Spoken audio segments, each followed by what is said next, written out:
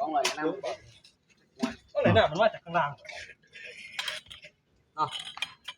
โอ้ใส่เสือคือกันอยู่นะ ที่บ้านเก่านะตอนนี้ ขุดถังครับ50 บาทห่วย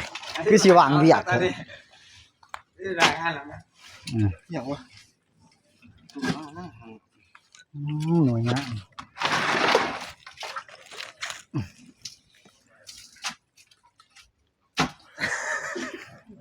เขาผักเถียง ช่างไปช่างดิ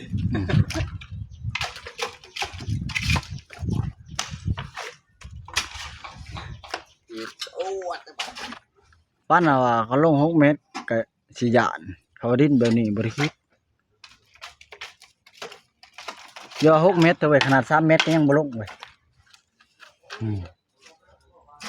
งั้นจะเม็ดนะครับ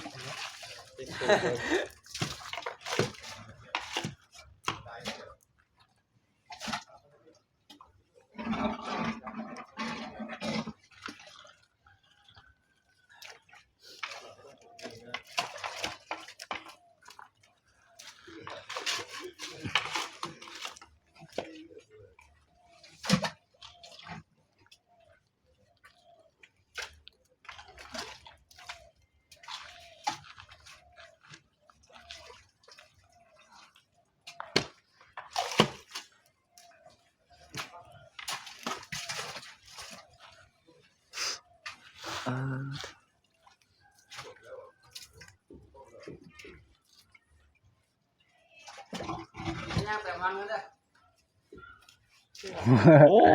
ดูละเจ็บบาที่ยาวมั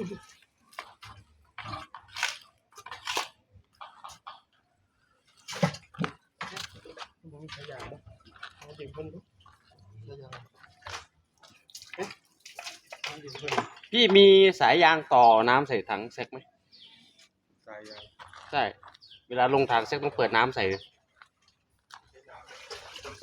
ใช่นะครับ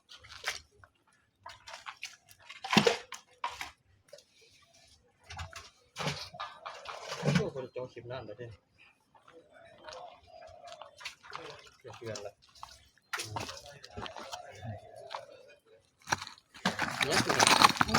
พี่ระวัง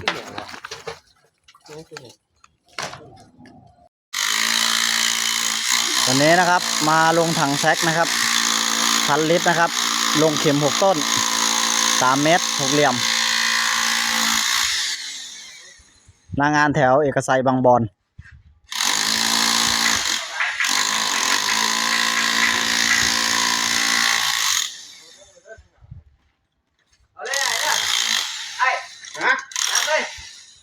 หัวแขวนแล้วจีลงคุณพวกมันเบื่อเขาเก็บอยู่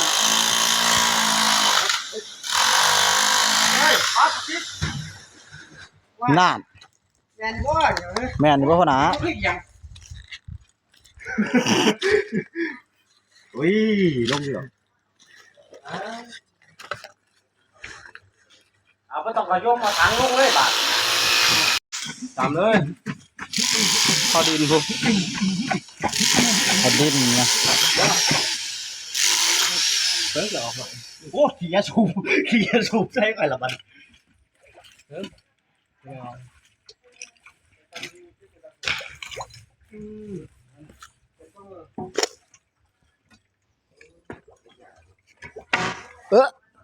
เอาเลยสวัสดิ์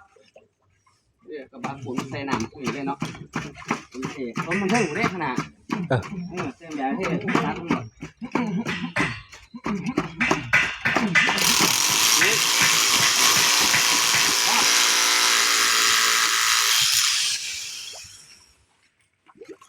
คุณเจ้าเลยเจ้าสลัดได้หรอ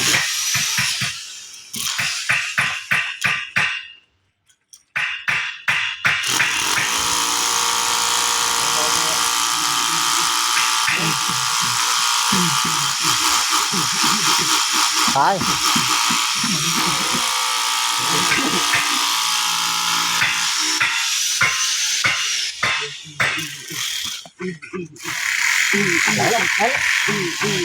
จงอยู่ สวัสดี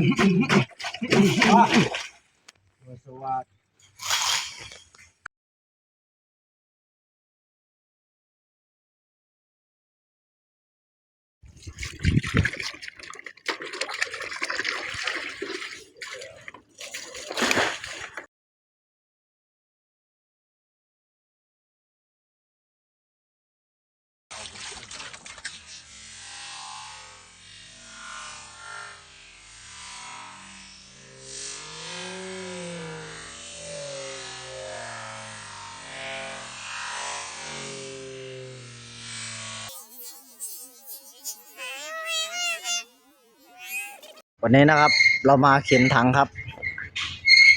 ถัง1,000 ลิตรครับ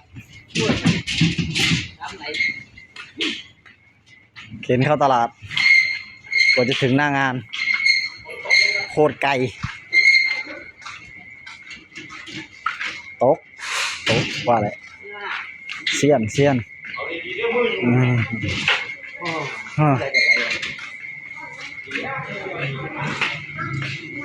เดี๋ยวใส่ไปเลย ใส่นะ เบิ่งชอยหนี่อยติ